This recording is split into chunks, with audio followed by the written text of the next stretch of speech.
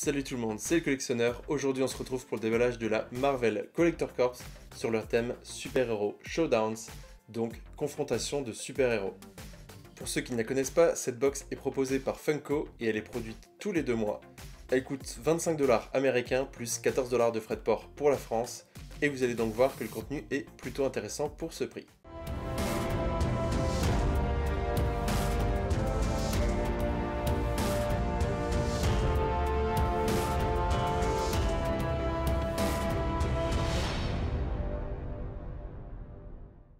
On commence avec le pins de Hulk et Red Hulk et franchement je le trouve vraiment très sympa.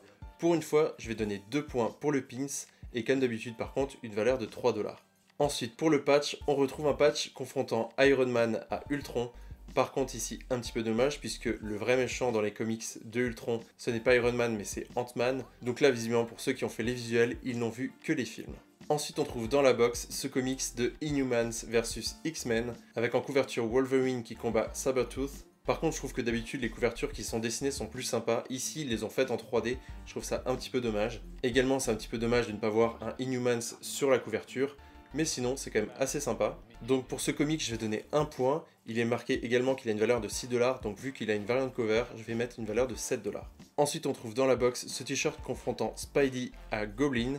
Donc Spider-Man à Green Goblin. Et ici je trouve ça vraiment très sympa, on a les personnages sous forme de figurines pop, mais par contre il y a un petit effet de vieux comics mis dans le t-shirt, donc je trouve ça vraiment très cool.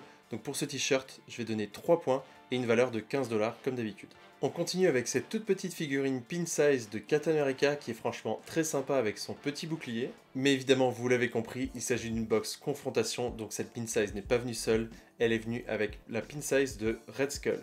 Donc là, 2 petites pin size très sympathiques, donc je vais donner 3 points et une valeur de 8$ au total. Et on termine bien sûr avec la pièce maîtresse de la box, ce que vous attendez peut-être depuis le début de la vidéo, la figurine pop.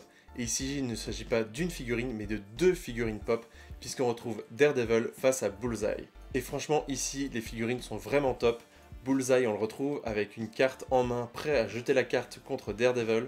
Et de l'autre côté, on retrouve Daredevil en plein saut, en action pose, avec un petit bâton transparent pour le faire tenir en l'air. Donc là, de très belles pop. Évidemment, je vous montre à la fin les pop de plus près.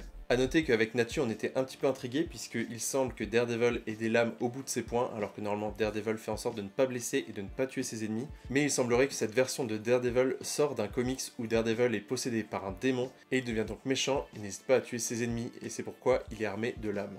Et pour la prochaine Collector Corps pour le mois d'avril, on aura le droit à Guardians of the Galaxy Volume 2. Et donc voilà un gros récapitulatif de tout ce qu'on a dans la box. Donc on avait les 2 pin size de Captain America et de Red Skull. On avait le pins de Hulk et le patch de Ultron contre Iron Man. On avait le comics Inhumans vs X-Men. On avait le t-shirt Spidey vs Goblin. Et enfin le double pack de Daredevil contre Bullseye. Alors que dire ce mois-ci sur cette Marvel Collector Corps?